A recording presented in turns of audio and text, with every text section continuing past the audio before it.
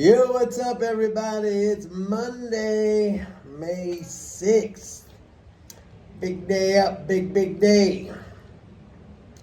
I'm actually taking raising some cash into this rally. I'm using this to lighten up my positions. And the reason I'm doing this is because I see now that net government transfers, okay, aka the deficit, that is falling year over year. I've been talking about this now for the last few videos that I made, and net government transfers are down almost 190 billion compared to last year at this time. In the first quarter, they were down about 70 billion, so that gap has widened, and I don't take that as a positive development, okay? Those are net transfers. So in other words, that's the leading flows minus the taxes.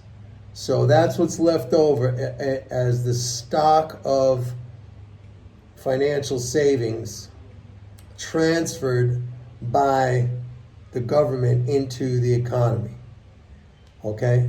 The leading is the flow. This is the stock, what's left over, the inventory, if you will. If somebody emailed me and said, well, Mike, isn't that a good thing if taxes are rising because leading flows are strong? Doesn't that mean the economy is doing well? And, when the economy does well, it throws off more taxes, right? Because people earn more, corporate profits are higher. And the answer to that is yes. That was a very smart and astute observation. But the problem is, the way this system is set up is like, in an economic downturn, we have things that are called the automatic stabilizers, okay? When things start to go bad, you have things like unemployment benefits, you have things like Social Security, you have things like disability, you have things like Medicare and Medicaid.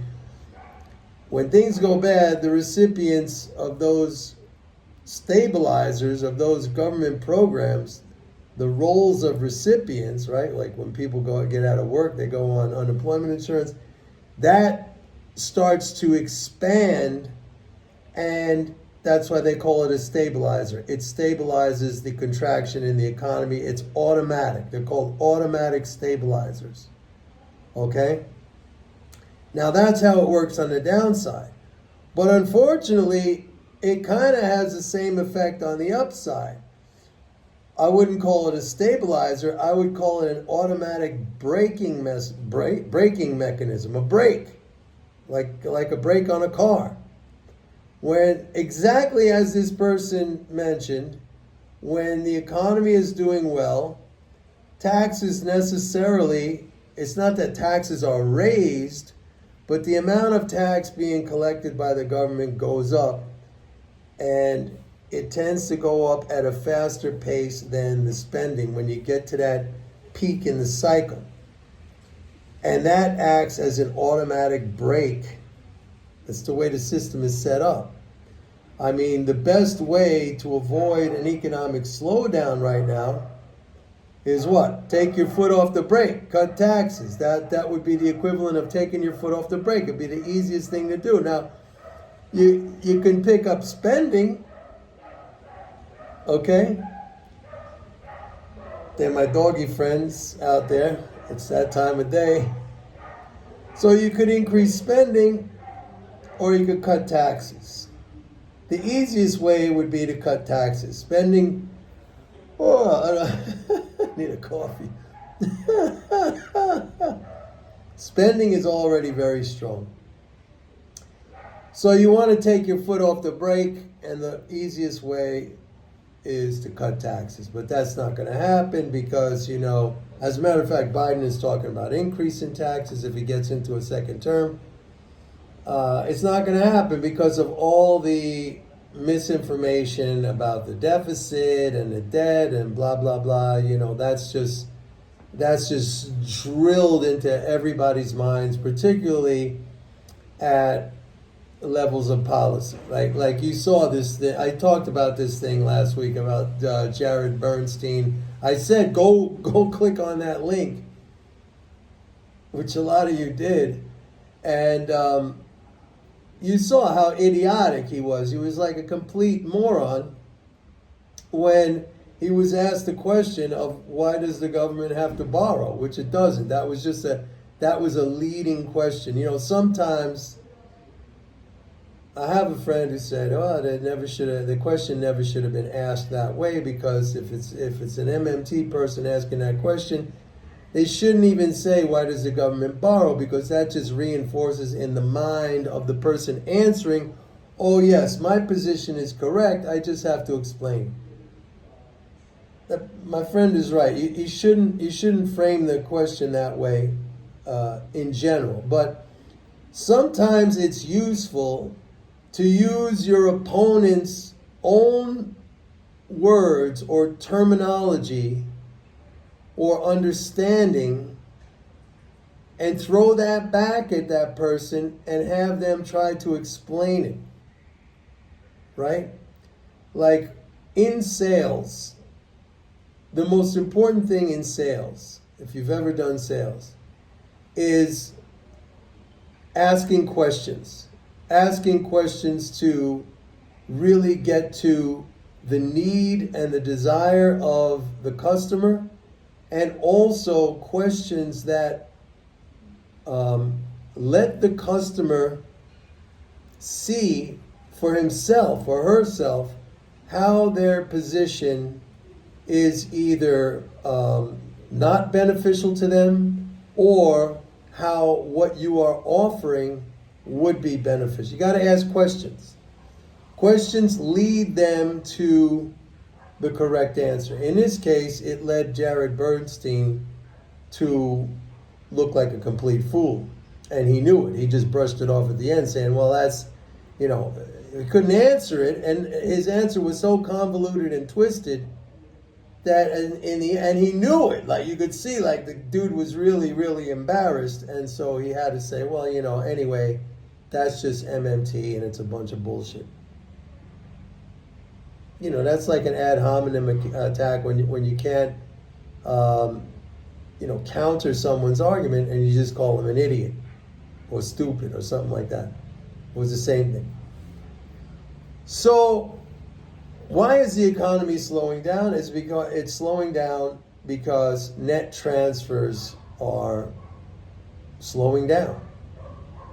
They're down big time year over year. When we started the fiscal year and it started to go negative, I was saying to you guys, yeah, it's down like 30, 40, 50 billion. That's not, I don't think it's going to make that much of a difference, because you're talking about a 1.5, 1.6 trillion deficit, so like 50 billion. But now, almost 200 billion, that's something.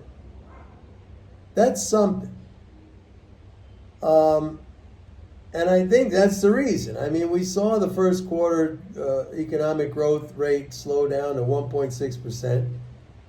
Right now, the Atlanta Fed has the second quarter estimate at 3.3%. And I think actually that's down from 3.8 or 3.9% last week. I'm frankly shocked at a 3.3% forecast. I think that's going to be revised lower by the time we get to the actual number of the second quarter.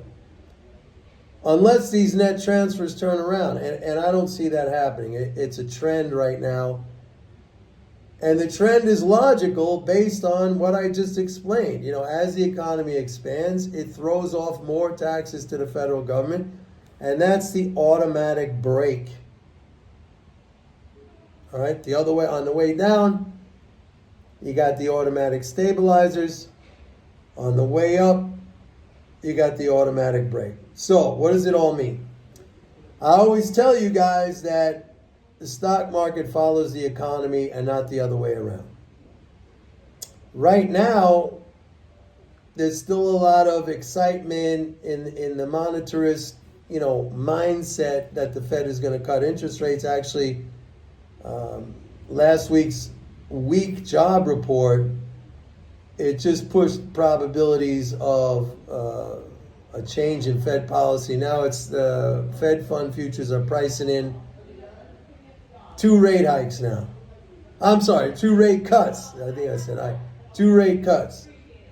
So 1 in September and 1 in December.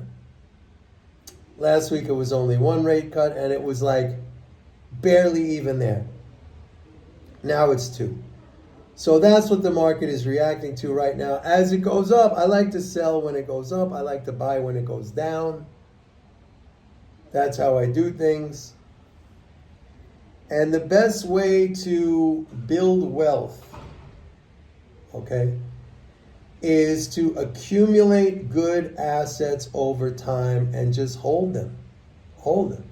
So maybe you say, well, why are you selling? Why are you raising cash? There are things that I've been in for a long time. And I am sensitive to what the economy is going to do. Like, that's my work. That's what that's what I do. That's what I spend my time on. That's what I spend my research on.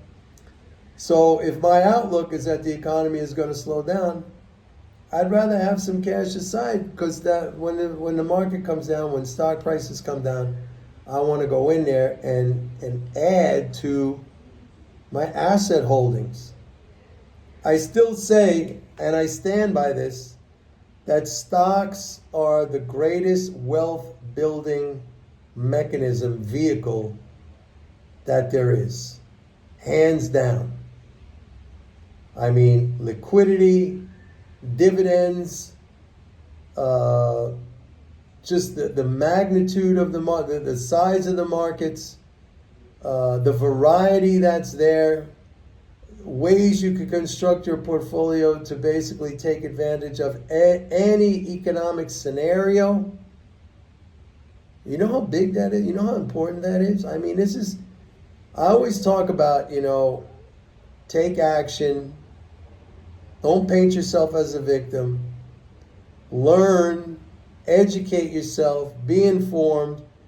And then there it is, on a silver platter, the stock market, the most amazing wealth-generating vehicle ever invented by man. How's that? That's it for today, folks. Hope you enjoyed it. Don't forget, go to my website, pitbulleconomics.com, and sign up for a 30-day free trial of MMT Trader. Bye.